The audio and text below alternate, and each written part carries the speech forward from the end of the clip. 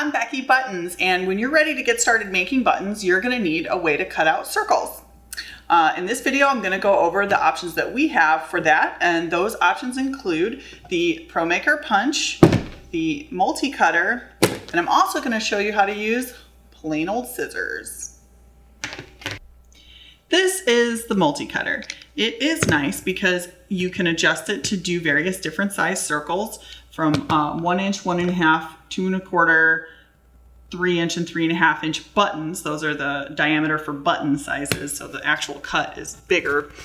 If you need help setting this machine, this one's already set up for 3 inch, but if you need help setting this up, there's another video for that. You do have to cut this template for every size you want to do.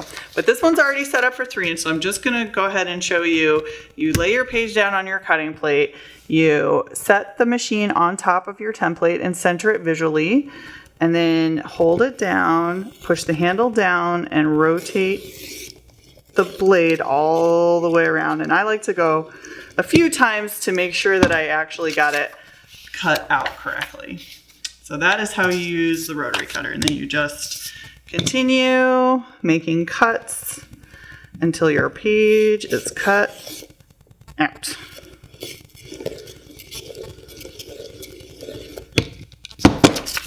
Ta-da. Okay, so that is the MultiCutter. This is the ProMaker Punch, and this one is Ted.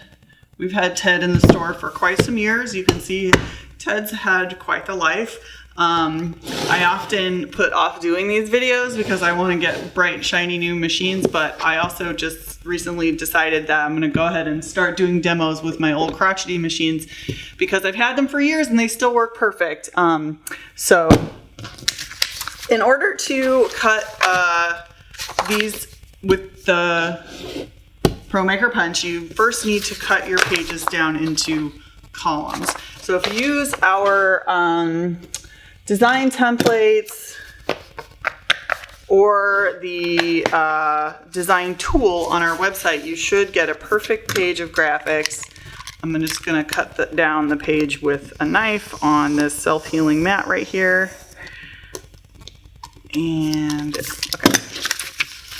So you've got some columns now, some strips of paper that you can just, you put through this cut. It's got 2 cutting plates right here. You just slide the paper in like this, center the graphic, and push the handle down like that. Pop out the graphic with your finger.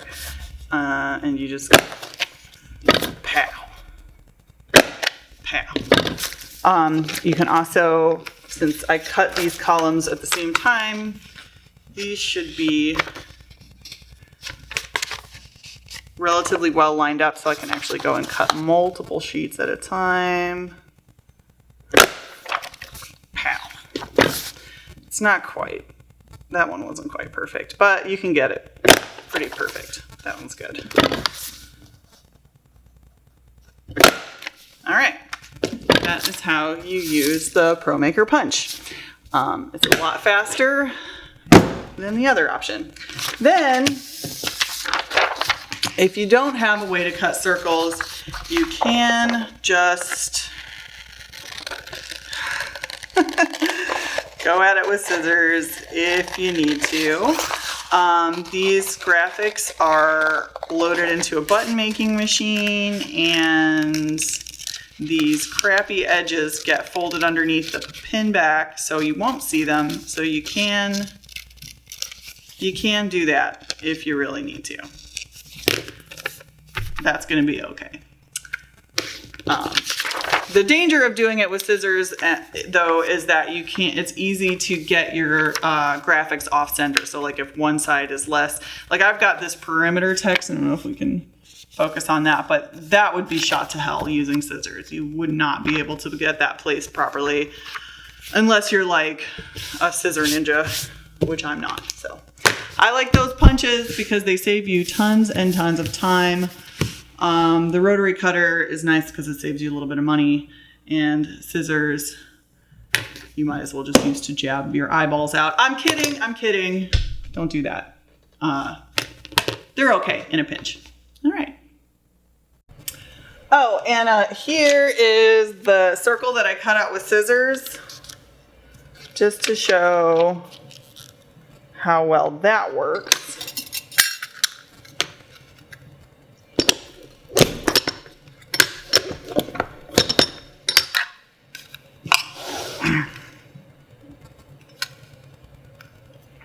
You know, I lost a little bit of my perimeter text, but not bad. I mean, it's passable.